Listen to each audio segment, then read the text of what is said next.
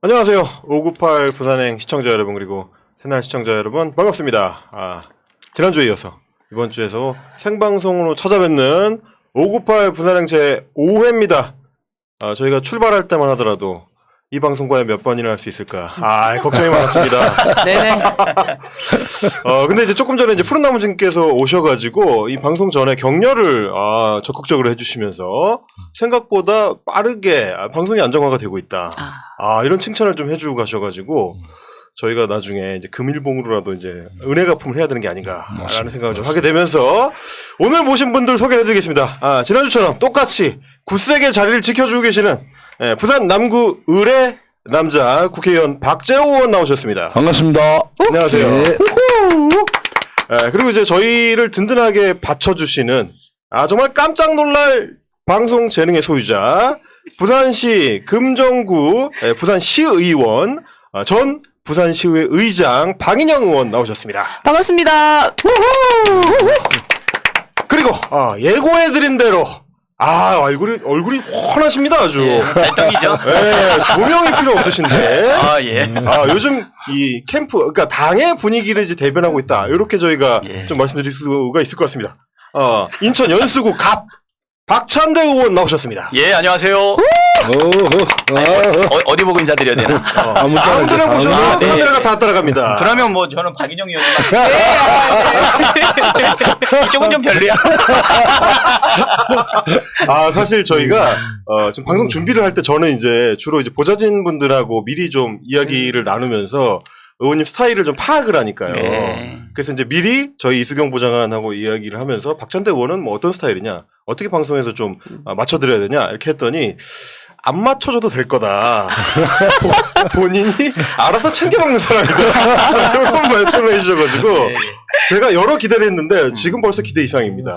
벌써요? 네. 계속 이렇게? 방송 전에 하신 얘기만 해도 1시간 분량은 나오는 것 같아요. 방송 전에요. 잠깐 풀어주신 얘기만 해도.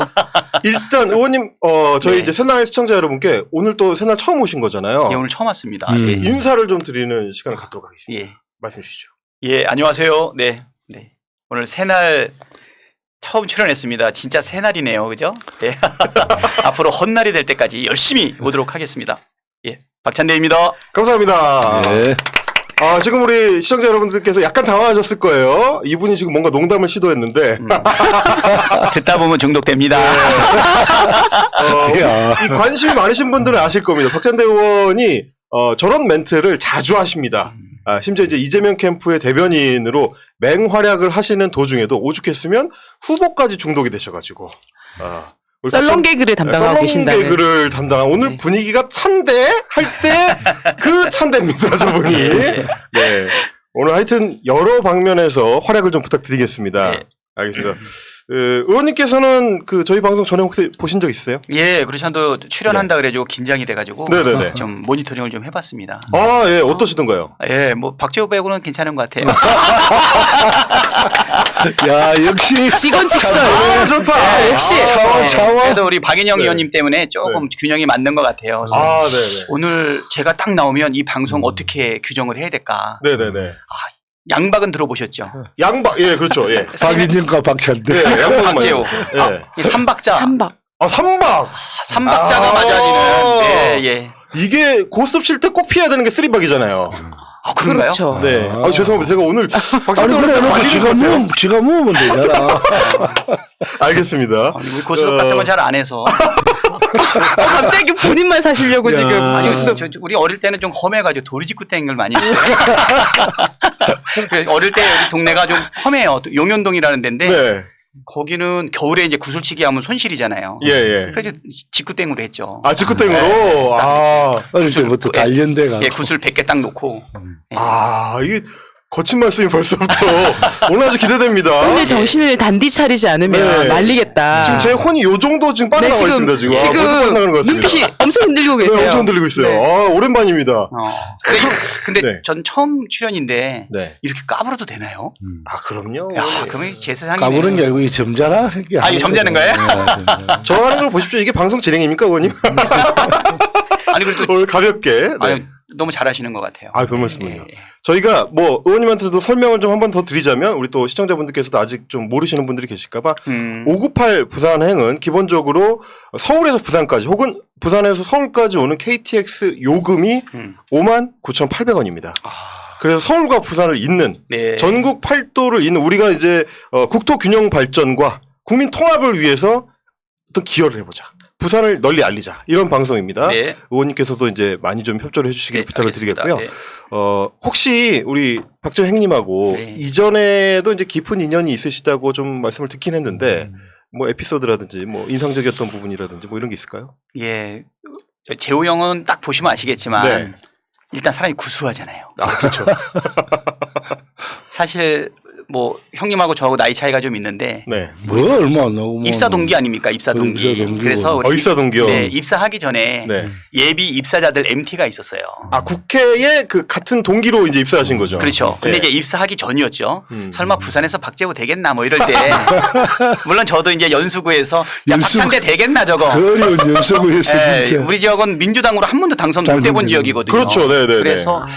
그래서 서로가 이제 위로하면서 원외 지역위원장 모임이라고 있어요. 그래. 아. 거기 가서 이제 박재호 형하고 한 자리를 딱 앉았는데 네네네. 너무 인상적이더라고요. 아. 야, 저렇게 얼굴 좋고 사람 좋으니까 저기서 버티는구나. 아, 저렇게 속이 없으니까. 네, 근데 사람 너무 좋으시고요.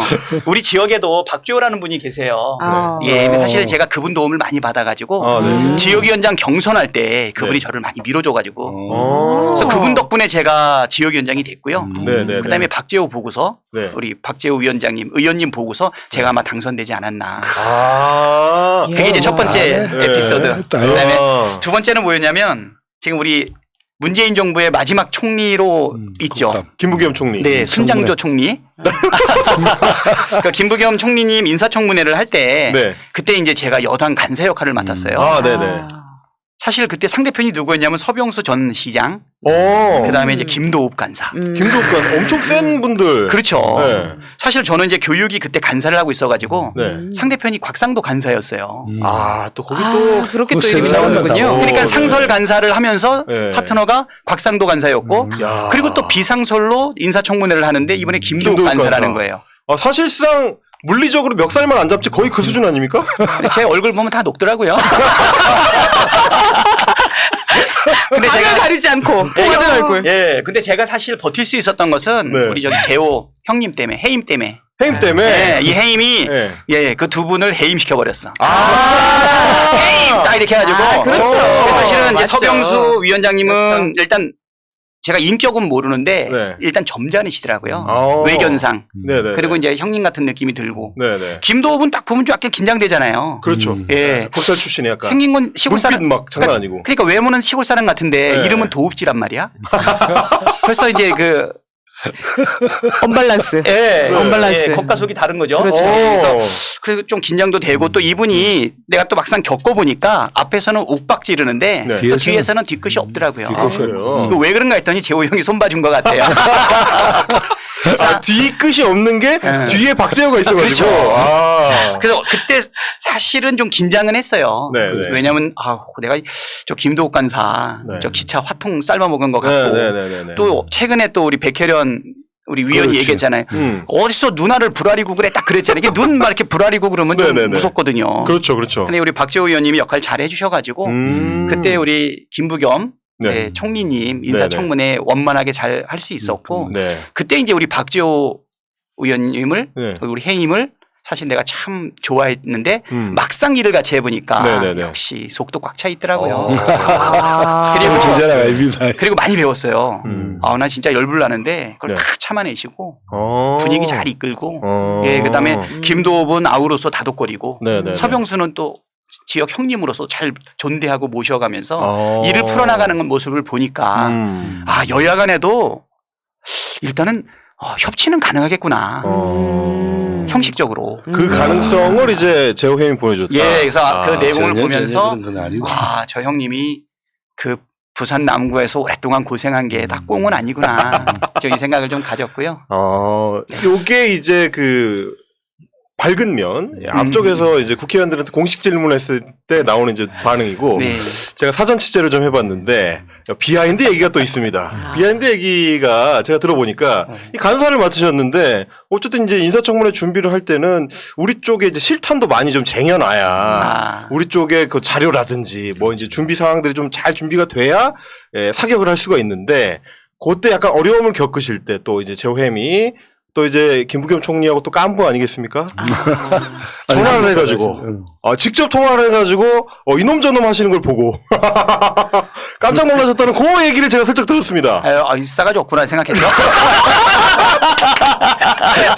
아니 근데 사실 우리 김부겸 총리님도 사실 난 김부겸 총리님 이제 총리 되시고 나서 무슨 생각을 했냐면 네. 그 바로 전 총리까지는 그렇잖아요. 그렇지. 예. 어려운 분들이죠 SK. 또. 예. 그전 총리 NY 네. 다 이번에 대선 나왔던 분들인데 네. 그분들한테는 제가 형님 소리가 안 나와요. 해임도 안 나오고. 네. 그런데 김부겸 총리가 딱 됐으니까 네. 그때는 형님 소리가 나오면서 나도 이제 좀 급이 올라간다. 올라갔구나. 나이가 들어간다는 거지. 아니 나이가 먹는 게 아니라 급이 되는구나. 우리나라 그렇죠. 행정 2인자 그렇죠. 총리한테도 내가 형님이라고 형님이라 할 할 수 수 있으니까 있는. 그래서 그런 새로운 느낌이 좀 있었고요. 대신 제가 총리 인사청문회를 하면서 네. 뭐 분명하게 제가 아무리 까불어도 인정할 수밖에 없는 건 뭐냐면 우리 재호 형의 그 관용과 네. 폭넓음 그렇죠. 그다음에 그 유연함을 내가 배우지 않았다면 어. 아마 간사 역할 감당하지 못하지 않았나 좀 이 생각이 이래 말을 들고요. 잘해요. 대변인 딱 시키 너무 잘하는 거 아니다 원래. 아니 근데 저희가 네. 국회에서 싸우는 거는 많이 비치기 때문에 싸움 잘하는 의원들에 대해서 우리가 좀 속 시원하다 이렇게 생각하는데 사실은 막후에서 이렇게 조정 잘하시는 분들에 대해서는 얘기를 들을 데가 없어요. 이런 얘기는 잘 안 나오고 오늘 이 얘기를 해주시니까 박재원 의원님은 이렇게 막 윽박지르고 싸우는 스타일은 아니시니까 뭘 하시나 했더니 국회에서 이제 그런 관용과 협치 이 소식을 들을 수 있어서 굉장히 좋네요. 심지어 이제 부산시당에서 같이 일을 하시는 분도 모르죠. 저 양반 여의도에서 뭐 하시나 그런데 이게 사실은 이런 얘기들이 많이 나올수록 좋은 것 같아요. 국회가 싸우는 곳만이 아니라 사실은 저쪽 당하고도 대화를 일을 풀 해야 수 있는 건 되니까. 풀고 그렇죠. 그렇죠. 그렇게 하는 모습을 보여줄 수 있는 이번에 진짜 좋은 것 같아요. 국정감사장에서도 네. 막 한번 큰 소리를 칠 때만은 전화가 왔어. 야, 재원이 하나는 거 처음 봤다. 근데 그래 안 하면 기선제압이 안 되니까 일단 해놓고 그리고 정리를 좀 해야 돼. 그렇게 하시면 진짜 화낼 때는 무서운 거죠. 화 안 그렇죠. 내는 분이 화를 내면 무섭기 때문에 평소에는 늘 좋다가 진짜 그렇죠. 이건 화낼 만한 일인가 보다. 그래 생각이 저쪽에서 들어요. 상대적에서 꼼짝을 안 하고 다 그렇죠, 그렇죠. 수도가는. 오죽하면 박재호도 저러냐. 그렇죠, 이렇게 그렇죠, 되는 그렇죠. 거죠. 형님 저도 이번에 한번 우리 화냈잖아. 또 이거 처음 이번에 하셨어요. 저도 저기 그 오세훈 시장한테 그래. 한번 네. 화 한번 냈거든요. 이상적이었습니다. 예, 근데 제가 그날 집에 딱 들어갔는데 보통 집사람이 잘 안 기다리고 먼저 자요. 네네네. 근데 그날 딱 기다리고 있더라고. 근데 깍듯하게 대하면서 한마디 하더라고. 나 당신 화내는 거 처음 봤어. 당신도 무섭네 이러더라고. 그래서 그 효과 한 3일 갔어요. 그때 이제 국정감사 때 오세훈 시장이 서울시 국감은 준비 안 하고 갑자기 그렇지. 경기도 관련된 대장동 관련된 판넬만 갖고 와가지고 그때 엄청 그 강렬한 인상을 또 보여주셨죠. 하고 나서 조금 후회스럽더라고요. 아니 진짜 잘했어. 난 그때 왜 후회를 했냐면 네. 오세훈이잖아요. 네네네. 아니 뒤에 있는 거 좀 읽을 수도 있는 건데 그 읽는다고 내가 화낸 거 아닙니까? 그거 모를 수도 있잖아. 오세인데 오세. 아무튼 오세훈 시장님을 네. 혼내고 나서 네. 뭐 이제 막 읽기 시작했는데 네. 칭찬해줘야지. 그 읽고 하면 되냐고 화냈다는 게 좀 아쉽고. 그리고 애를 상대로 내가 이렇게. 그다음에 성남의 뜰이라고 하는 PFV 네. 거기 우선주에 의결권이 있었는데 네네네. 아니 모를 수도 있지. 네. 그것도 뭐냐고 얘기해가지고 오세인데. 훈인데 네. 그래서 내가 좀 후회스러웠어요. 내가 왜 내 인격이 이거밖에 안 되는구나. 사실은 내가 이렇게 화를 냈던 이유는 뭐냐면 네. 저기 우리 박재호 간사님이 네. 화를 낼 거라고 하는 불길한 느낌이 들더라고요. 그래서 내가 먼저 화를 내고 나니까 징검다리가 돼가지고 그다음에 또 우리 간사님도 화를 내주셨고 아무튼 제가 행안위 이틀 딱 했는데요. 이틀 하셨죠. 뭐 난리가 났어요. 원래 이제 교육이셨는데 이제 그 사보임으로 그렇죠. 해가지고. 불가피하게. 대타 투입. 그렇죠. 우리 막강한 하력을 그렇죠. 투입한다. 네. 그게 아니라 또 막 찬데 이래가지고. 아니, 아무튼 그래서 제가 가서 이렇게 했는데 얼굴이 크게 나오죠. 모니터 보니까. 아니 근데 저희가 말리고 있는 게 저희가 아직 건방지 방금 프로필도 못했어요. 진행을 못하고 진행을. 지금 우리 시청자분들도 다 말리신 게 이거 다다님께서 100분 토론 보고 정말 반했다. 요 말씀 또 해주셨고요. 예. 그리고 이영희님께서는 오염된 세상에 꼭 이런 분이 남아 있어서 희망이 있다. 벌써 지금 찬대한테 말린 지금 분들이 많이 있습니다. 도선호님께서는 박재호 형님 말씀을 해주셨는데 기선제압 중요하죠. 박재호 의원님 멋져요. 이렇게 해주셨고요. 김춘자 의원님께서도 너무 잘하고 계십니다라고 이제 말씀해 주시고 계십니다. 지금 다들 지금 찬대한테 말려가지고 말렸습니다. 우리가 지금 페이스를 잃었습니다. 그렇죠. 페이스를 제가 잃어서 진행을 못 하고 있습니다. 10분이 지났는데 아직 프로필 소개도 못했어요. 시작을 못했습니다. 예. 이제 가겠습니다. 자, 사실은 제가 이 건방진 프로필을 해야 그렇죠. 우리 출연하신 분들 기선을 제압할 수가 있거든요. 그렇죠. 지금 계속 기선 제압을 당해가지고 제가 이제 급하게 한번 해보겠습니다. 예. 의원님 이제 방송 보셨으면 아시겠지만 저희가 출연료는 못 드리기 때문에 대신 한번 좀 이렇게 띄워드리는 네. 제가 아주 기술적으로 잘 띄워드립니다. 네. 살살 긁으면서 잘 띄워드리는 건방진 프로필 한번 가보도록 하겠습니다. 자, 성명 박찬대, 인천시 용현동 출생, 1967년생, 현재 나이 55세입니다. 민주당 국회의원 중에서는 젊은 축이라고 본인이 주장을 합니다. 네. 직업 국회의원이고요. 인천에서 태어나서 초, 중, 고등학교, 대학교까지 모두 인천에서 마친 오리지널 인천 토박입니다. 대학 졸업 후에는 회계사. 좋습니다. 예, 아까 우리 박재호 형님께서 뭐라고 하셨습니까? 찬대로 다녀본 적이 없다. 따뜻하게 아주 회계사로, 그것도 이 잘 나가는 회계사로 이름을 날렸다라고 합니다. 세동 회계법인, 3일 회계법인, 3일 회계법인은 저도 합니다. 예. 아주 유명하고 큰 데죠. 요렇게 거쳐서 금융감독원에서도 일을 했고요. 이후에 이제 한미회계법인의 경인본부장을 지낸 인천 경제계에서 거물급 인사로 맞습니다. 올라섰다라는 얘기가 있습니다. 그러다가 잘 나가는 회계사로 있다가 고 노무현 전 대통령의 서거를 계기로 깨어있는 시민으로서의 이제 자각을 하게 됐다.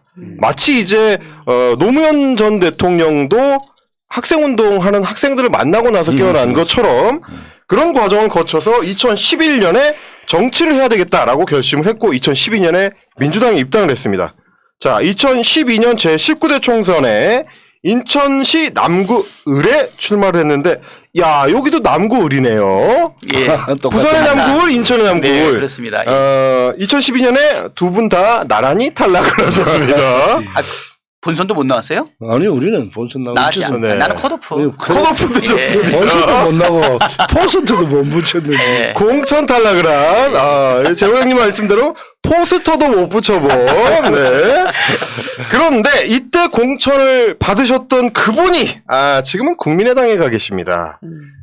요런 상황, 2012년 총선 반성해야 됩니다. 자, 박찬대 의원은 이후에 이제 민주당 인천시당의 대변인을 거쳐서 지역구를 연수구로 옮겼습니다. 더 빡센 데로 갔습니다.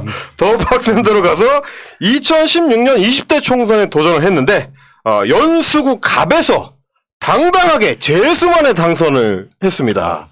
요 점에서 또 우리 부산시 남구을에 박 의원님께서 또 한 수 적고 가십니다. 여기는 재수만에 가셨는데 여기 사수하셨잖아요. 예, 요런 거. 아니 뭐 구수도 아닌데. 구수보단 낫죠. 네. 사실 부산에서는 3수 정도 해야. 그렇죠. 이제 조금 이제 좀 정치할 만하다. 기본 스펙이죠. 기본 스펙이죠. 깔아주는 스펙. 네. 아니 이제 그분은 구수를 했지만 실제로 하나도 안 구수하잖아. 여긴 사수밖에 안 했지만 엄청 구수하다고. 어디다 비교할 걸 비교해야지. 지금 재수에서 되셨다고 엄청 의기양양하신데요. 요 다음이 중요합니다. 재수가 좋았죠. 예, 그 당시 진짜 재수가 좋았습니다. 그 당시에 국민의당 후보가 표를 갈라먹었습니다. 그래서 굉장히 어려웠는데도 불구하고 어쨌든 214표 차이로 아슬아슬하게 승부가 났습니다. 어쨌건 박재호 형님보다 7살 어리신데 국회 입성은 동기가 되겠습니다. 네. 그거밖에 안 차이나요? 엄청나지. 액면가루는 제가 봤을 때는 한 12살 정도. 5살 붙여야지. 예, 그렇습니다. 자, 2019년에 더불어민주당의 원내대변인을 거쳐서 21대 총선에서는 재선에 성공하셨는데 요때는 아주 가볍게 국민의당이 없으니까 가볍게 56.87% 압승을 하셨습니다. 이때 또 상대 후보가 재수 좋게 망언을 하나 했는데 인천 촌구석 발언을 해가지고 이부망천에 이어서 망치네 지금. 인천 촌구석 발언으로 낙승을 하셨고요.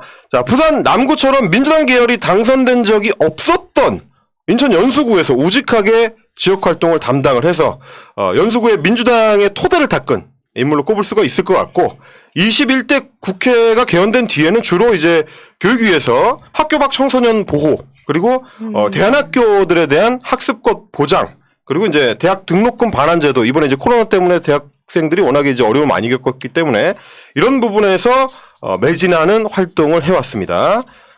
본인의 주장에 따르면 개그도 잘하고 역시 본인의 주장에 따르면 노래도 잘하고 그래서 선거운동을 할 때 누가 시키지도 않았는데 노래를 본인이 굉장히 마이크를 잡고 열심히 한다. 이런 얘기가 있고요. 진짜 잘합니다. 예, 제가 이제 뒤에서 좀 취재를 해봤을 때는 국회의원회관을 다니다 보면 걸어가면서 혼자 노래를 부른다. 심지어 허밍을 하는 게 아니고 가사가 또박또박 들리게 노래를 부른다. 남들이 알아들을 수 있을 정도로. 누구라도 알아들을 수 있게.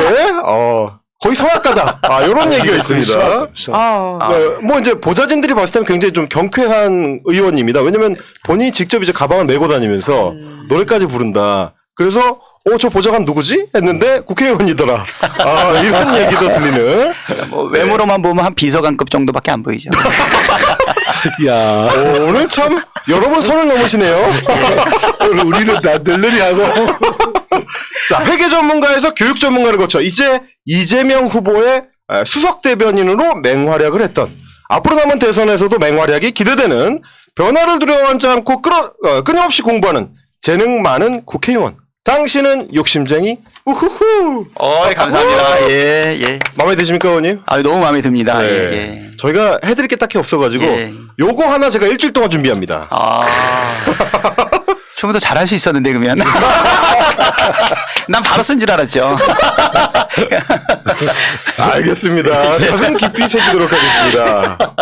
네. 건방진 프로필에서 네. 주도권을 갖고 왔어야 되는데 방금 놓쳤어요. 또 졌어. 완전 또 졌어요. 또 말렸어. 또 말렸어. 제가 웬만하면 건방진 프로필 중간에는 안 말리거든요. 중간에도 말리고. 말렸어. 멘트 뺏어가는 분은 처음입니다.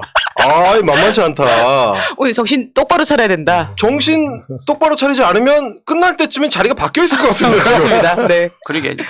저희 다 같이 노래하고 있을지도 몰라요. 왜 멘탈이라고 하는지 아세요? 네? 멘탈이라고 하는지 아세요? 멘탈. 네, 뭡니까? 멘트 할 때 정신 똑바로 차려라. 멘트 할 때 탈탈 털릴 수 있다. 1점. 그렇습니까? 1점. 네, 1점. 감사합니다. 네. 재호 형 마이너스 1점.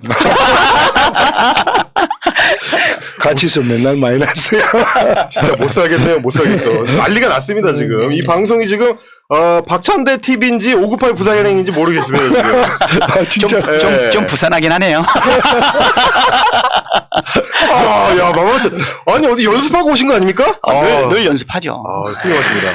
방송인의 자세. 우리 솔직히 이렇게 막 던지셔가지고 여기처럼 이렇게 리액션 주는 데가 많이 없죠. 없죠. 그렇죠. 저희가 리액션을 잘해서 그런 거예요. 아니요, 잘 못 따라와요. 아니 보통 수준이 되기 때문에. 이래 하면 보통 사람들이 참 이래 싱겁다 생각을. 그렇죠. 집에 가서 웃다가 전화 와요. 야, 아까 그 얘기였어? 뭐 이런 분들이 많은데. 3시간 전에 그거? 예.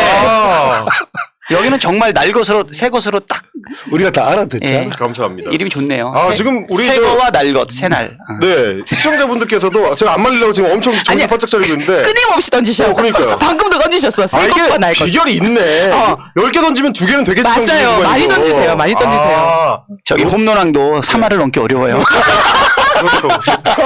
이런 정신으로 선거를 해야 돼. 오늘 한번 세주세요. 몇 개 던져서 몇 개 성공하는지. 세주십시오. 예, 오늘 한번 타율을 한번 지금 보니까 체크해보도록 하겠습니다. 종로 구마정님께서 부산 짱돌 중에서 박재우 의원 같은 분이 최고다. 이렇게 예의를 차려주신 분이 계시고요. 남준사랑님은 말렸습니다. 진짜 비서관인 줄. 너무 젊어 보여서 이렇게 해주셨습니다. 저기 상품권 드리세요. 안 드리나? 야, 진짜 못 살겠다. 진짜 제가 진짜 못 살겠습니다. 네. 박미경님께서 박찬대 보이스 좋아요 해주셨고요. 보이스 좋죠. 이은경님께서 박찬대 의원님 개그감 재미나요. 매력남이시다. 이런 또 의견을 주셨습니다. 이분들은 수준이 높은 그러니까 분이에요. 수준이 높네. 보통 그래. 처음 들으면 집에 잘 가서 몰라. 전화하기 바쁘지 이렇게 네. 바로 칭찬으로 안 들어오거든요. 이게 저희가 좀 지표를 하나 좀 말씀드리고 싶은 게 뭐냐면 지금 실시간으로 시청해주고 계신 분이 2,100명이 넘으십니다. 와우. 그래요? 오. 저희가 지난 방송하고 비교를 해보면 이해식 의원님께서는 섭섭하실 수도 있지만 약 한 500명 정도가 더 보고 계십니다. 이 박찬대 시점에서. 오빠. 근데 네. 이해식 의원님도 이름 좋은데 음. 주입식이 아니잖아요. 야 이거 심지어 지난주에 이해식 의원이 한 거야. 했어. 그게 더 재밌어. 근데 이게 더 재밌어. 야 그러면 강압식. 안 되겠습니다. 자, 진행하도록 하겠습니다. 진행이 자, 안 돼. 사실 오늘 제가 이제 박찬대 의원님을 모신 것은 여기서 이제 그 개그 콘서트를 하려고 했던 건 아니고요.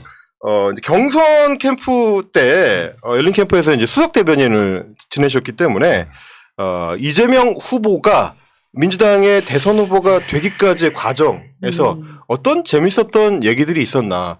물론 이제 뭐 제 인상에 가장 남은 거는 오늘 분위기가 찬대였지만 그거 말고도 네. 바로 옆에서 모시면서 말하자면 그래서 직접 목격한 어떤 이재명의 인간적인 측면들, 그렇죠.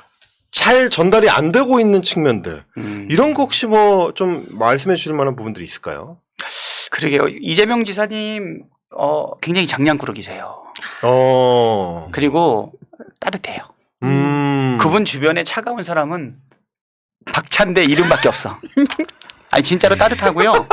제가 7월 1일자로 수석 대변인으로 네. 사실은 임명을 받아가지고 이분을 모시고 안동을 내려갔거든요. 거의 첫 일정이죠. 첫 일정이죠. 7월 1일인가 네. 2일인가 그럴 네. 거예요. 그래서 바로 국민 면접을 하자마자 바로 안동으로 같이 네. 모시고 네. 내려갔는데 그날 일정을 마치고 나서 수행을 하고 있는 김당국 의원하고 네, 네. 저하고 네. 지사님하고 네. 셋이서 이제 같이 밥을 먹게 됐어요. 네, 네. 일정 다 마치고. 그런데 이분이 뭐 한참 이렇게 밥을 먹고 술을 한 잔 마시다 말고 갑자기 벌떡 일어나셔요. 그래서 어딜 가나 이랬더니 갑자기 주방으로 가셔가지고 주방으로. 반찬을 막 담고 있는 거예요. 그래서 그거 딱 보니까 반찬은 셀프 이렇게 딱 써 있는 거죠. 그러니까 첫 번째.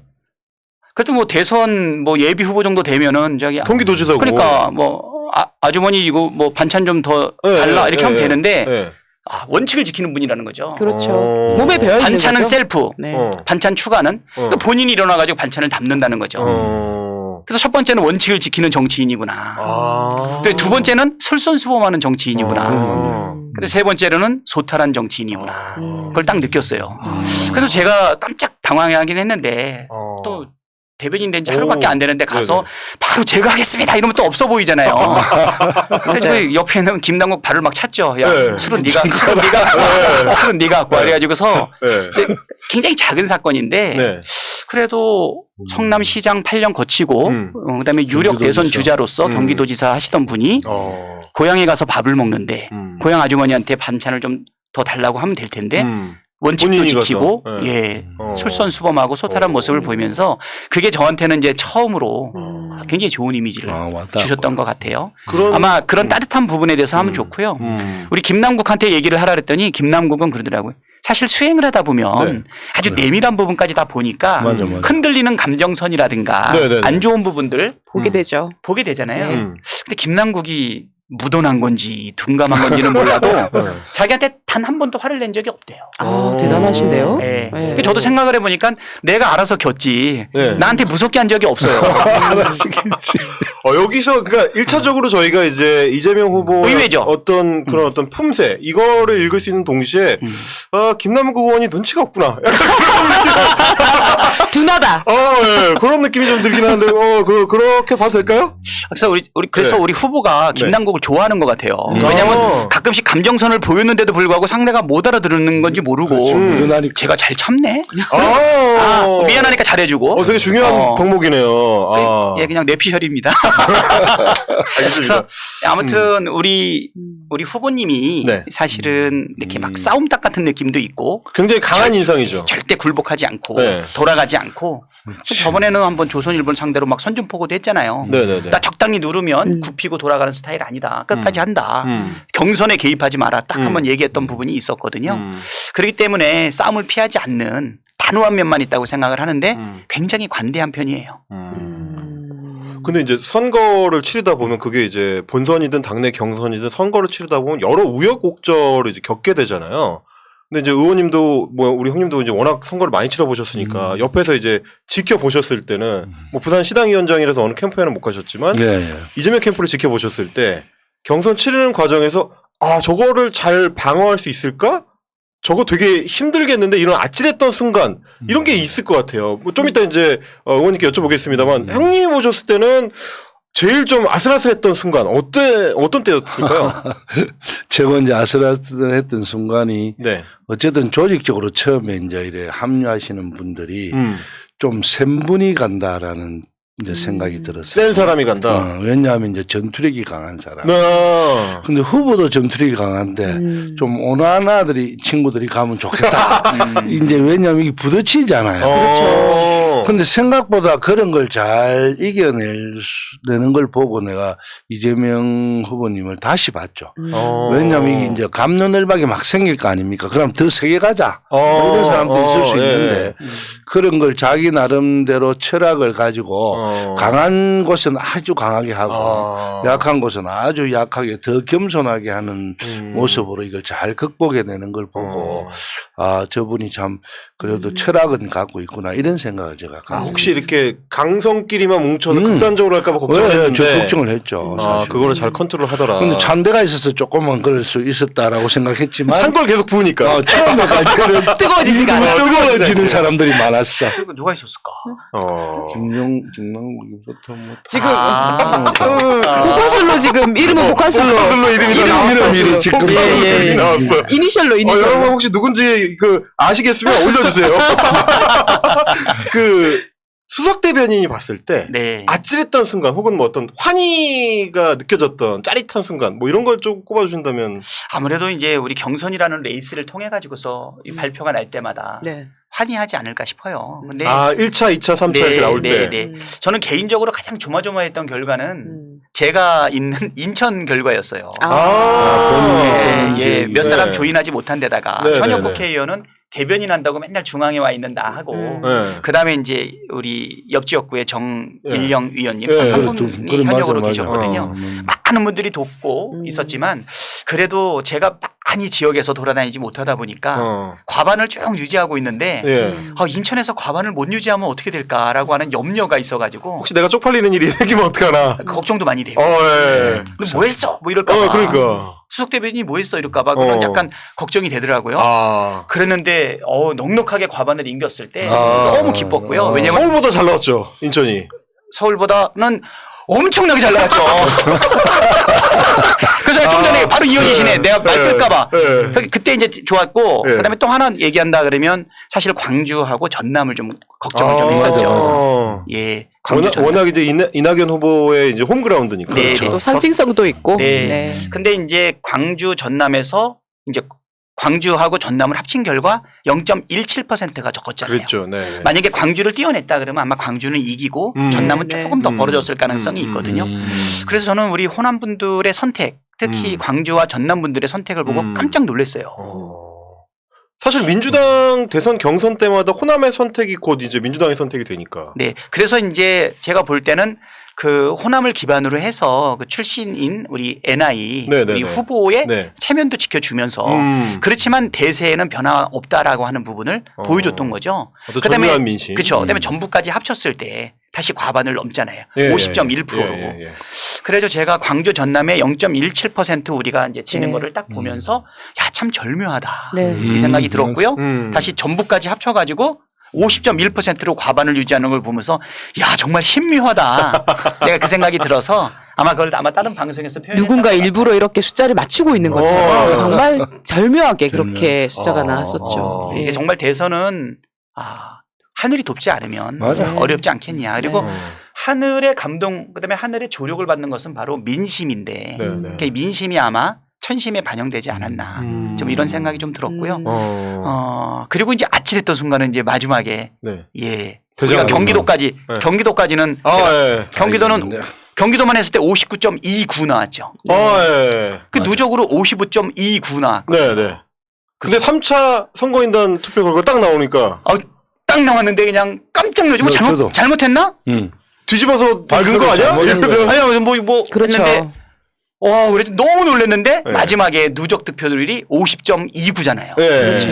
그래서 저는 59.29 그다음에 누적으로 55.29 마지막 서울 결과까지 다 3차 선거인단까지 다 넣어가지고서 50.29 그래서 딱 보니까 숫자가 뭐가 나오죠? 29가 나오잖아요. 예. 깜짝 놀랐어요. 왜요? 제 차량 번호가 2929예요. 나 이런 거 나올 줄 알았어. 와, 이런 거 나올 줄 알았어. 진짜 대박이시다. 네, 그래서 야. 차량은 29. 억수로 논리적이죠. 예. 숫자로 얘기. 아니, 회계사가 숫자로 얘기하는 사실 하나도 안 논리적인데 엄청 논리적인 것 같아. 네. 예. 숫자로 얘기하는 그래요. 어. 숫자로 얘기. 근데 우리 집이 이런 얘기 해도 되나 모르겠네. 우리 네, 아들한테. 다 해도 돼. 우리 아들이 어릴 때 네. 저기 3,000원짜리 이구아나를 한 마리를 샀어요. 나 이구아나까지는 안 갔으면 했어요. 이구를 샀는데 문제 뭐냐면 이 이구가 얼마나 자랐냐면 1m 20까지 자란 거예요. 이구. 그래가지고 이걸 어떻게 처리할 방법이 없어가지고 동물원에 전화했더니 가져가더라고요. 가정집에서 이구 하나를 1m 이상 키우는 건 참으로 어려운 일이다. 그래서 그 이구가 20년 뒤까지 이어져가지고 아무튼 그 이구를 그래서 동물원에 보냈는데 애가 너무 실망해가지고 다시 이구 2마리를 또 샀어요. 이구 하나 2마리 또 샀어요? 또 동물원을 보낸 거예요. 너무 잘 커가지고.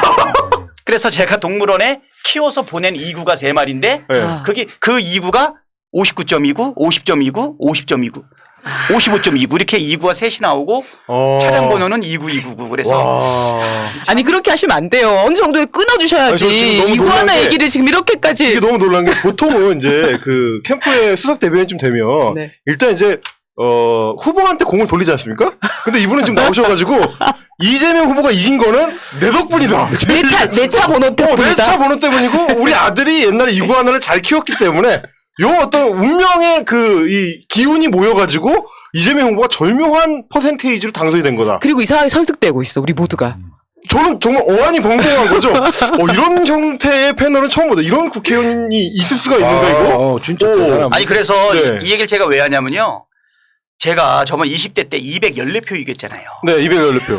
또 나옵니까? 뭐죠 이제? 아니 회계사 어떻게 되신 거야 그래서 도대체? 214표를 이겼으니까 나는 안 들을란다. 네네. 저쪽 땅 사람이 네. 72표가 우리 쪽으로 넘어오면 214표 이기는 거거든요. 네. 그렇죠. 근데 제가 그 동네에서 자라고 쭉 살았단 말이에요. 초등학교, 고등학교, 네. 대학교까지 다 네. 인천에서 나왔잖아요. 네네. 그리고 나서 제가 5월 8일 날 어버이날이 됐는데 우리 초등학교 동창 여자애한테 전화가 온 거예요. 교회 같이 다니던 네, 아주 네, 어릴 때 친구. 네. 찬대야. 그래서 잘 있었냐? 했더니 지금 5월 8일이라 친정 식구들 다 모여가지고 네. 강원도에 왔는데 내 얘기가 나왔대요. 어릴 때 코 찔찔하던 네. 애가 국회의원이 되니까 화제가 된 거 아니에요. 네. 그렇지. 그래서 내 얘기가 나오다 보니까 가족끼리 표를 세본 거예요. 내가 50표는 몰아준 것 같아. 내가 그때? 30표는 몰아준 것 같아. 10표는 몰아준 것 같아. 다 모아보니까는 100표가 넘는 거예요.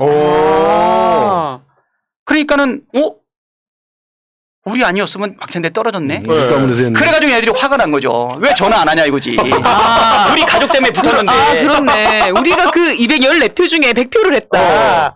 그렇네요. 아니죠. 저쪽 표를 갖고 왔으니까 오히려 200표가 된 거지. 200표가 된 거꾸로 하면 200표. 그러니까 자기네 없었으면 나 떨어졌는데 괘씸하게 전화를 안 한 거예요. 그래서 내가 그걸 인정을 했거든요.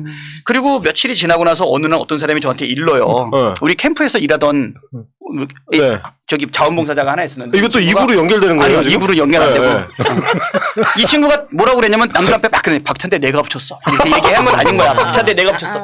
그랬더니 이제 충성심이 높은 사람이 이르러 온 거죠. 야 제가 지가 박찬대 붙였대. 어떻게 생각해? 그래서 내가 뭐라 하는지 아세요?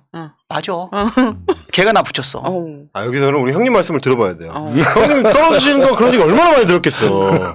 요런 말씀을 하는. 다 맞아. 다 맞대. 다 맞아. 그러면 제가 아까 한 얘기 네. 이해되시죠? 아, 엄청 이해 안 돼요, 지금. 다음은 넘어가겠습니다.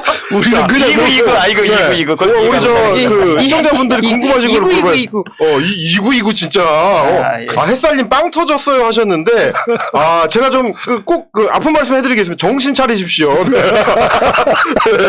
자, 엊그저께 사실 굉장히 어떤 앞으로 대선 본선에 있어서 중요한 변곡점이 될 수 있는 이벤트로 꼽는 게 이재명 후보하고 이낙연 전 총리의 이제 만남이었습니다. 그렇죠. 종로에서 이제 일요일에 만나셨는데 동석을 하셨잖아요. 그렇죠. 배석을 하셨잖아요. 네. 그날 혹시 그 두 분이 나누신 얘기 중에서 뭐 밖으로 나오면 안 되는 얘기 말고 좀 해줄 수 있는 얘기 뭐 좀 두 분이 어떤 얘기를 나눴는지 뭐 이런 거 있을까요? 이 기사에 나온 공식적인 얘기 말고 우리 그러게. 새날 시청자들만 들을 수 있게. 그러니까 어떤 얘기를 드려야 될까? 아니 어저께 보니까 우리 이철희 정무수석이나 이런 분들은 그런 거 잘 잡더만. 대통령이랑 이재명 후보 만났는데 제가 그때는 너무 이제 격하게 해가지고 죄송합니다. 그랬더니 이제 대통령이 이제 1위 돼 보니까 아시겠죠? 이런 얘기. 그런 거 좀 해주셔야 돼요. 그러게. 이거 뭐 그렇다고 뒷담화는 전해드리면 안 되잖아요. 괜찮은 뒷담화. 괜찮은 거, 괜찮은 거. 예. 서로 뭐 뒷담화도 하고 그러셨어요. 진짜요? 네, 오. 뒷담화 하죠. 너무 그렇게 세게 하고 그러면 어떡하냐 이런 얘기. 아니 박찬대 왜 데려갔냐 뭐 이런 거. 그건 앞담한 것 같은데. 아니, 사실은 네. 사실 그 자리 네. 정말 어렵게 성사된 자리고 그렇죠. 네네. 그다음에 후보 사퇴 발표하고 네. 그리고 나서 이제 급격하게 이제 서로 조율이 돼가지고 자리를 만들었는데 뭐 이런저런 얘기 중에서 혹시 내가 기자 한두 명한테는 얘기를 한 것 같은데 네. 뭐 이런 말씀을 하셨던 것 같아요. 선거를 막 치르고 나서 서로 상처 있는 상태에서 만나가지고 네. 원팀 또 넘어서 드림팀 얘기가 나왔잖아요. 네네네. 그때 이제 상처받은 얘기에 대해서 서로 조심스럽고 막 이러다 보니까 그 이낙연 전 대표께서 그런 말씀 하시더라고요. 선거는 짧고 정치는 길다. 한마디 더 하셨. 그랬더니 이렇게 끄떡끄떡 해야 되는데 또 지사님이 한 말씀 하셨어요. 자기가 저번 선거 치르고 나서 저기 유시민 전 장관한테 똑같은 말 들었다. 그러면 좀 이상하잖아. 멋있는 말 했는데. 예, 그리고 딱 받아 적어야 되는데. 이게 김남국만 눈치 없는 게 아니네, 이게. 그랬더니 다시 또 이제 지사님께서 한 말씀 더 하시더라고요. 정치도 짧고 인생은 길다. 딱 그래서 거기에 대해서 더 이상 말씀 안 하시더라고요. 그래서 맞아. 이제 좋은 말씀 하셨고요. 네네네. 옆에서 두 분 이제 만나는 거 보셨을 때 사실 이제 뭐 동아일보나 조선일보 같은 보수 매체에서는 뭐 분위기가 어땠느니 뭐 이제 밖에 나왔는데 뭐 지지자들이 뭐 소리를 질렀느니 뭐 그래서 이제 그 자리가 형식적인 자리였다. 이 케미가 안 나오는 어쨌든 만나야 되니까 만나는 자리였지 그걸로 뭔가 봉합이 되거나 이 어떤 화합이 되거나 이거 아니다. 이제 이런 식의 얘기를 많이 하던데 직접 보셨을 때는 어떠셨어요? 일단은 저기 이낙연 전 대표께서 저는 최선을 다했다고 보여요. 최선을 다했어요. 뜨거운 연애 결혼은 아니었지만 뭐 중매 결혼 정도는 됐던 것 같아요. 서로 조건 이제 알고 예, 꼭 필요하고 그 집안의 의무도 있고 그러니까 이제 뜨거워서 막 케미가 맞아서 막 펄펄 끓어가지고서 집안의 반대를 무릅쓰고 막 결합하고 야반도주하는 그런 열렬한 그 연애 결혼은 아니었지만 그러다 금방 식는 경우들이 많으니까 그래서 제가 볼 때는 우리 이낙연 전 대표님께서 최선의 노력을 다 하셨고요. 그리고 나서 이제 우리가 조율했던 내용들에 대해서도 뭐 충분히 답변할 수 있는 준비까지 다 해오셔가지고 합의 사항도 빨리 이렇게 오늘 이제 추미애 대표님 배석하다 왔는데 네네네. 오늘은 조율을 오래 했거든요. 같이 이런저런 말씀도 하고 조율도 많이 했는데 이낙연 대표님하고 우리 후보 사이에는 사실은 서로 조율하던 부분이 잘 정리가 돼서 이제 만나졌다. 좀 이런 느낌이 좀 드는 거죠.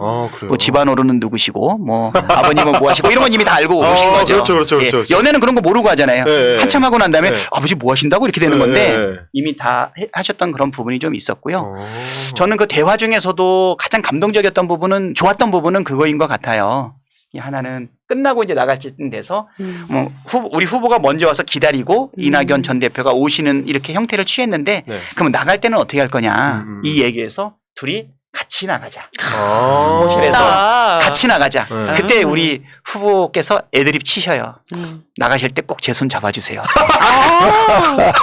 수습은 고백. 괜찮죠? 아, 굉장히 중의적이잖아요. 네. 그래서 꼭 잡아주세요. 그래가지고 네. 서로 손 잡고 네. 나가셨다 하고 하더라고요. 저희는 나오자마자 바로 백브라는데 인파 속으로 사라지는 그 모습을 네. 우리는 뒤에서만 바라봤는데 네. 그래서 이제 제가 그 얘기를 어떤 기자한테 했더니 그 기자가 손을 잡았는지를 또 검색을 하고 가셔가지고 결국 손은 잡았다. 아, 손을 잡았다. 손 잡고 뭐 밀리니까 뭐 거의 부둥켜 안았다.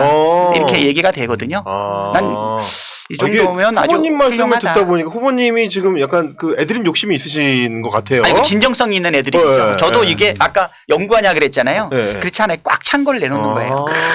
손 잡아주세요. 이거는 그냥 나오는 거예요. 꽉 찼대. 꽉 찬데. 박찬대. 아니 근데 그 경선을 치르다 보면 네. 사실은 후보는 되게 외롭잖아요. 후보는 그렇죠. 외롭거든요. 네. 저도 이제 부산시장 경선을 해보니까 네, 네, 네.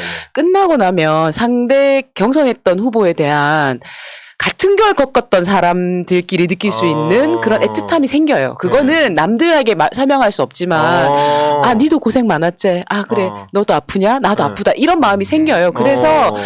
떨어져 있을 때는 그렇지만 실제 만나 서로 이렇게 눈빛을 주고받고 이렇게 말하다 보면은 당연히 손을 잡고 싶은 마음이 전 생기셨을 거라 생각해요. 아, 그래요. 약간 그런 동명상련을 느끼게 되거든요. 그렇죠. 그래서 부산시장 후보 이제 경선하실 때 네, 네. 우리 김영춘 장관하고 이제 경쟁하셨잖아요. 경쟁을 했고 사실은 제가 이제 김영주 장관님께 이제 후배기 때문에 좀 공격도 하고 사실은 토론회 때 사실은 좀 많이 세게도 하고 했거든요. 네. 그러고 나서 그 바로 경선 끝나고 저녁을 이제 소주 한 잔 곁들여서 먹는데 아, 네, 네. 그 어떤 애틋함이 그러니까 서로가 고생 많았다라고 음. 하는 왜냐하면 아무에게도 말할 수 없는 고충이 있거든요 후보가 되면 그러면 그거를 서로 이렇게 한마디만 해도 눈빛만 봐도 알기 때문에 저는 그 두 분 간에 그런 분명히 그런 어떤 교감은 분명히 있을 것이다라고 생각해요.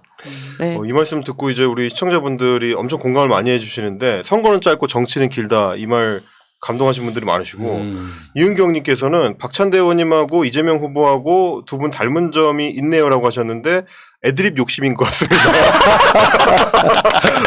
그리고 구름만다님께서 이재명 후보님 곁에 유쾌한 박찬대 같은 사람이 필요하다 뭐 이런 말씀해 맞죠, 주셨고 아 그런 것 같아요. 대신에 이제 종로 구마정님께서는 이제 저의 그 마음을 좀 담아서 말씀해 주셨네요. 박찬대 의원님 이제 그만.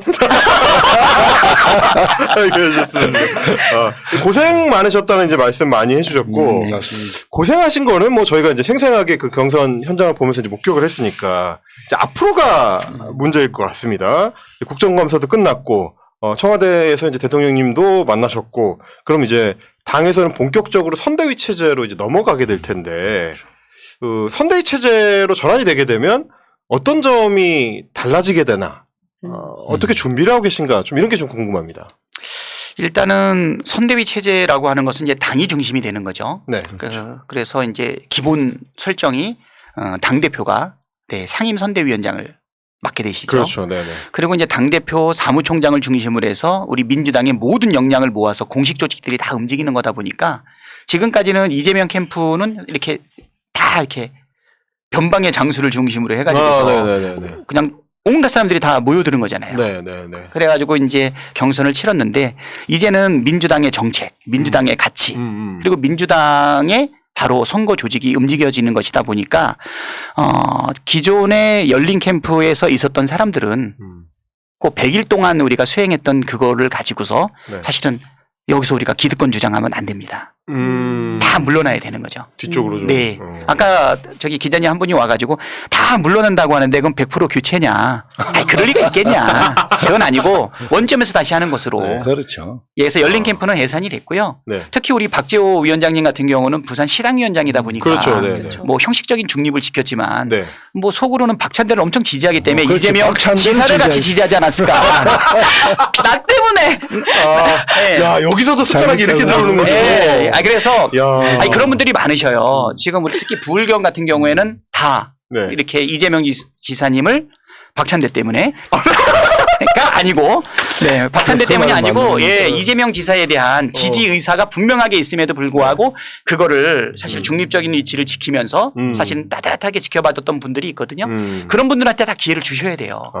그래서 지금도 우리 이재명 후보와 관련해서는 딱 3사람만 지금 옆에 있거든요. 비서 1명, 수행 1명, 네. 대변인 1명.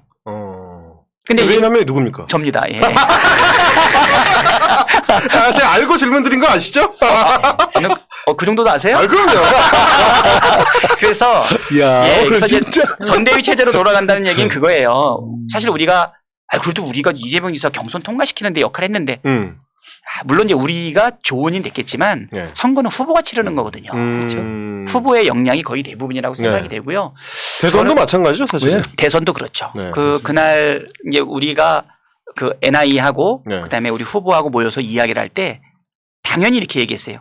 우리 대표님께서 보실 때 경력으로나 이력으로나 뭐 여러 가지 면에 봤을 때 사실 인정하기 어려울 정도로 내가 많이 부족할 텐데 이런 결과가 나온 부분에 대해서 뭐 송구하고 예. 그렇지만 제가 많이 부족하니까 많이 도와주시기 바랍니다. 그러니까 적극적으로 또 이렇게 제 손 잡아주신다고 했으니까 네. 총괄이 되든 비서가 되든 홍보가 되든 공보가 되든 좋은 분들을 다 천거해 주시면 우리가 전부 모셔가지고서 우리가 원팀이 돼야 되지 않겠습니까? 이랬더니 원팀을 넘어서 드림팀이 돼야 된다. 네네네. 이런 얘기도 나오셨고요. 네네. 그리고 아무리 또 명성이나 이게 좋아도 효율이 되게 중요하기 때문에 그렇죠. 네. 능력 위주로 가야 된다. 그러니까 우리가 기득권을 내세워도 안 되고 또 명분 때문에 또 허술한 조직을 만들어도 안 되고 결국은 선거에 승리하기 위해 가지고 가장 효율적으로 유능한 선거를 치러야 되는 선대위를 만들어야 되지 않냐 이런 얘기를 또 두 분이 속에 있는 얘기를 다 꺼내지 않으셨나 이렇게 생각이 되거든요. 알겠습니다. 이게 당 캠프로 이제 당 선대위로 전환이 되면 우리 형님께서는 이제 부산 시당위원장이시니까 부산시. 부산 부산 선대위원장이 선대위 되시는 꾸려야겠죠. 거죠?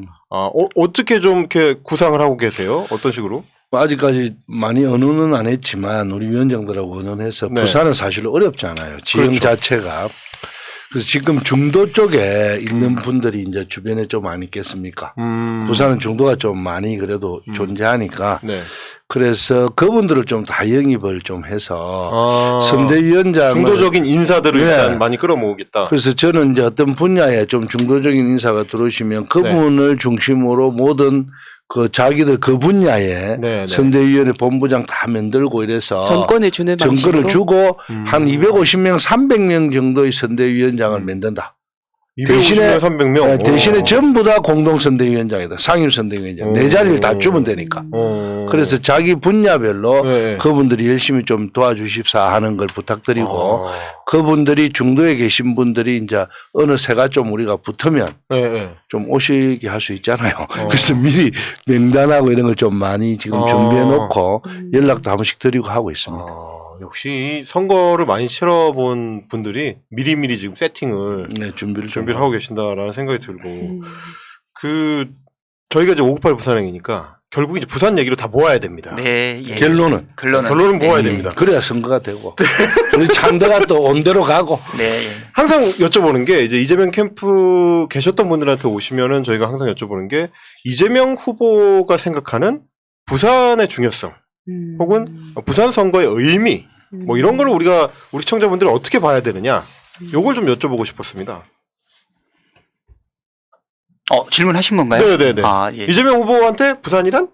예. 네. 어려운 질문에 대해서는 제가 좀 과묵한 경향이 있어요. 처음부터 그렇게 했어야 되는데. 이제 알았네. 사실 지금 민주정부 우리 4기 재창출을 위해서 지금 최선의 노력을 다 하고 있잖아요. 네네네. 그래서 우리 김대중 대통령, 그 다음에 노무현 대통령, 네. 그리고 지금 대통령, 문재인 대통령, 그리고 나서 이제 4기 정부 이렇게 하게 되는데 결국 부산 그리고 이제 좀 넓게 얘기하면 부울경을 이야기할 때 그 의미가 상당히 중요하다고 생각이 되어요. 사실은 민주당의 대통령을 배출한 사실 지리적인 배경이 좀 되고 있지 않아요?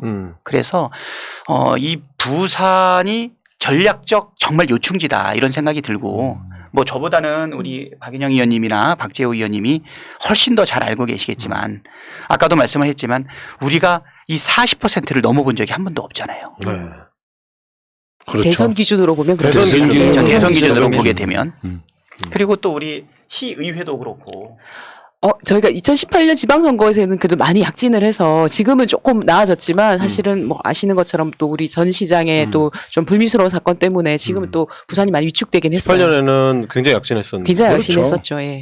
제가 볼 때는 부산에서 지금 말씀하신 것처럼 저번에 이제 그 전 시장 네. 그 일도 있고 또 보궐에서 네. 크게 또 우리가 저거. 또 지고 했던 그런 부분이 있는데 이 부산이 어떤 이 선거의 동력을 이끌어내는 역할을 해주지 않으면 정권 교체에 지금 여론이 높은 상태에서 네. 우리가 정권을 재창출하는 이 돌파의 동력을 부산에서 가져와야 되지 않냐. 저는 그 생각은 분명하게 지금 가지고 있습니다. 저 박인영 의원님께 말하자면 현장의 분위기를 좀 여쭤보고 싶은 게 뭐였냐면 이재명 후보가 TK 출신이잖아요. 안동 정통 TK 그렇죠. 출신인데 예. 사실 이제 PK하고 TK의 미묘한 그 갈등 관계라고 할까 신경 경쟁 관계라고 할까 전이 좀 많죠. 있죠. 그런 게 당연히. 좀 있잖아요. 예. 그동안에 이제 노무현 대통령이나 문재인 대통령 같은 경우는 PK 출신이니까 그렇죠. 우리가 이제 동진 정책을 펼칠 때 화끈하게 이 정책을 펼 수가 있었는데 TK 출신이 약간 애매한 그런 건 없습니까? 사실은 부산은 뭐 이재명 후보는 경기지사를 했고 그전에 성남시장을 했기 때문에 TK 출신이라는 이미지보다는 수도권이라는 이미지가 훨씬 더 강하셔서 오히려 그런 부분 좀 희석되는 것 같고요. TK 출신이라고 예. 하는 건 좀 희석되는 것 같고 다만 지난번 저희가 보궐선거에 특히 이제 투표율을 보면 70대, 60대, 50대까지 투표율이 그 직전 총선보다 높아요.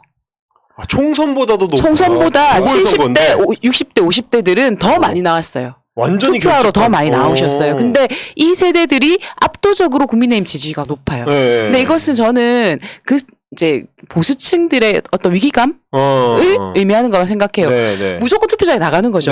네. 그래서 저는 이번 부산 선거 불경의 이제 대선에서의 핵심은 우리 지지층들 얼마만큼 많이 1번 투표장으로 끌어내느냐. 몽땅 끌어낼 것이냐. 1번. 네. 그리고 아까 박재 의원님 말씀하신 것처럼 중도에 있는 일부를 어떻게 하면 이번에 다시 민주당으로 다시 선택을 할 수 있도록 할 것이냐. 이게 2번이라고 생각 들거든요. 그래서 그런 측면에서 아까 그 우리 박찬대 의원님께 말씀하신 이제 이낙연 후보, 주미애 후보 또 뭐 이제 더 나가서는 이제 뭐 오늘 정세균 전 총리님까지 뵀으니까요.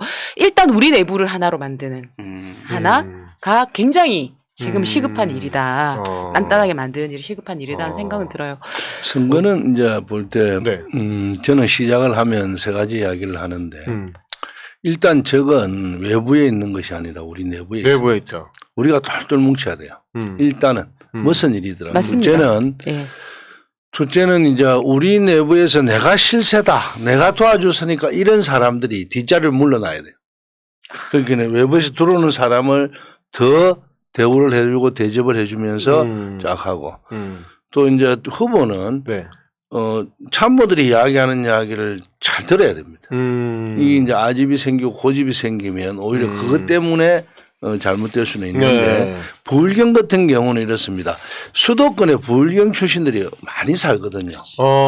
오히려 인구 숫자로 따지면 부울경이 최고 많아요. 그렇죠. 예. 그래서 이게 정서적으로 공유가 되는 거죠. 그렇죠, 네. 그렇죠.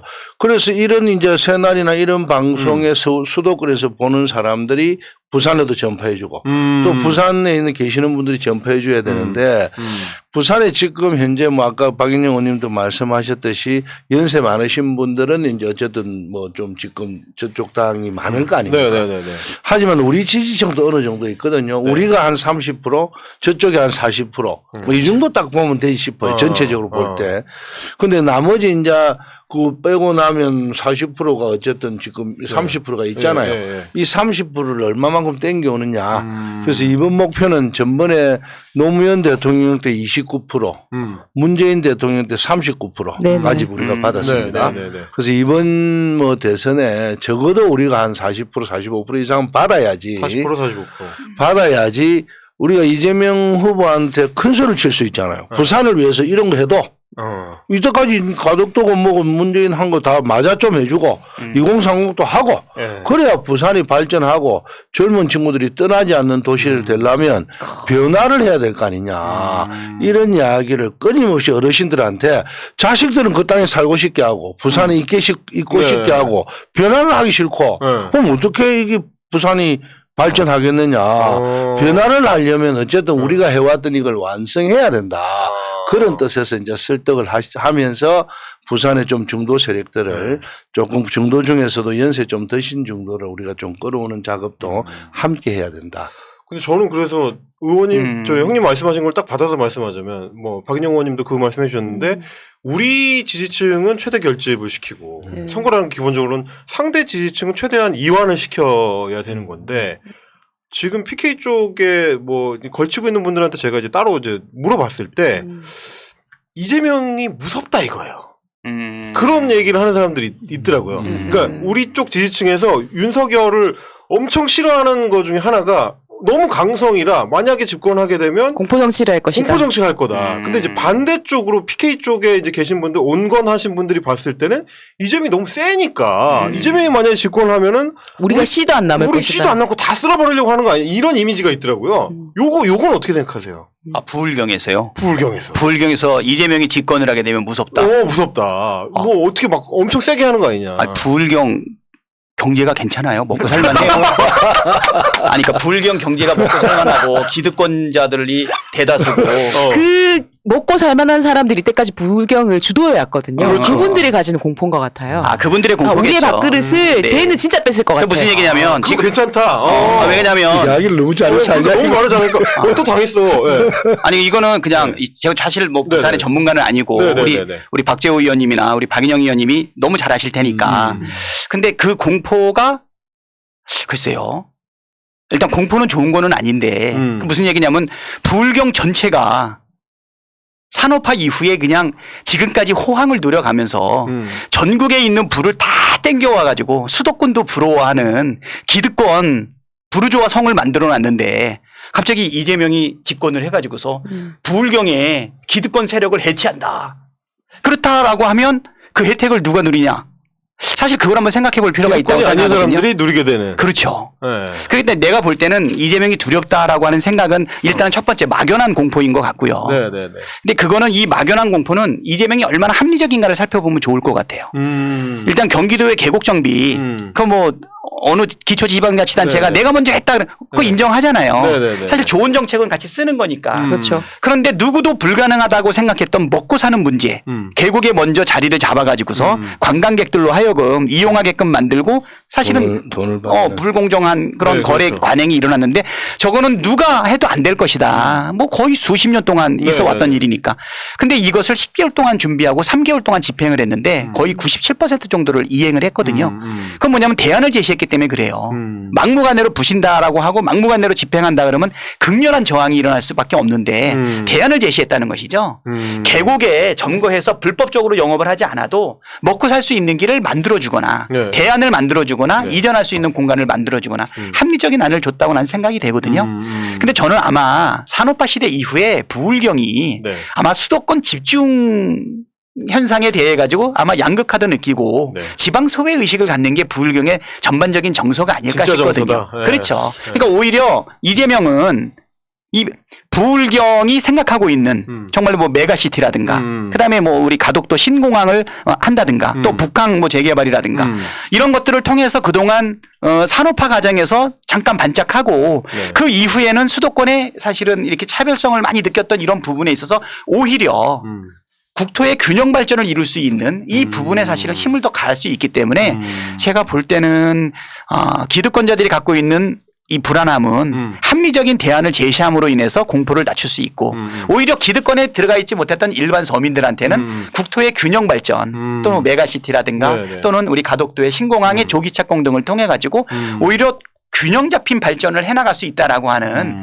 정책 충분하게 소명을 하게 된다라고 하면 공포감을 떨어뜨릴 수 있지 않을까 저는 이렇게 생각이 되거든요. 근데 이제 공포감을 이래 보면 이제 그동안에 막 경선 과정이나 막 이럴 때 이제 이재명 기사가 예를 들면 계곡 문제 일반적으로 그런 것만 비잖아요. 또 네. 신천지 가서 막 집행해버리고 그렇죠. 이런 거에 대해서 이제 불안함이 부산에 있는 좀 중도층 중에서 그래도 점잖은 조금 분들 이제 중에서는 점잖은 분들이 그렇게 이야기를 할 수가 있어요.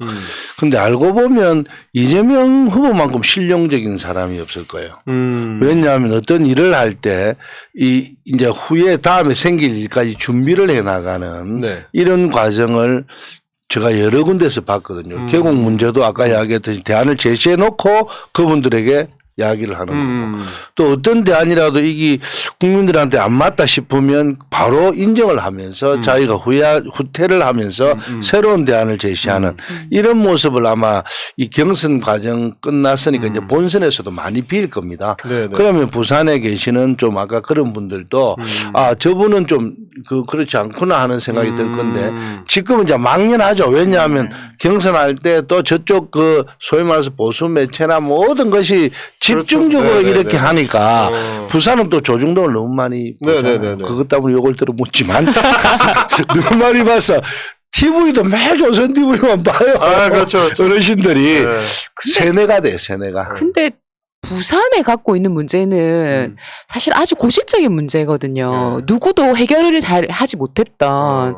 그러니까 뭐 예를 들면 청년 인구 유출 문제나 뭐 청년 일자리 문제 그리고 그냥 겨우 그걸로 본다면 가덕 신공항도 진짜 오래 끌다가 겨우 된 거고 20년 북한 걸리다, 재개발 같은 경우에도 2002년도 노무현 대통령이 구상한 건데 아직까지 지금 그러고 있거든요. 그래서 저는 그 두려움의 이면에는 추진력 과감성 이런 게 있기 때문에 오히려 기대감으로 저는 바꿀 수 있다고 생각을 해요. 왜냐하면 부산은 계속 각 자기 문제를 누구도 제대로 딱 시원하게 해결을 못하는 그런 도시였거든요. 근데 대통령이 되어서 이재명 같은 이렇게 결단력 있고 추진력 있는 대통령이 되면 부산의 고질적 문제들을 한 방에 해결하겠구나 이런 기대감으로 저는 부산은 전환하는 화끈한 거 좋아하잖아요. 그렇죠. 됐다 가자 막 이러면 막 시민들 딱 따른다. 가보면 돼요. 근데 그 과정에서 우리 이재명 후보에 대한 어떤 이런 이미지는 반드시 바꿀 필요는 있는 것 같아요. 예, 저는 후보를 좀 정확하게 더 알리는 그렇죠. 예, 캠페인 과정에서 필요한 것 같긴 해요. 알겠습니다. 저희가 근데 네. 한 가지만 더 말씀을 드리면요. 이게 부산에서만 느끼는 게 아니라 네.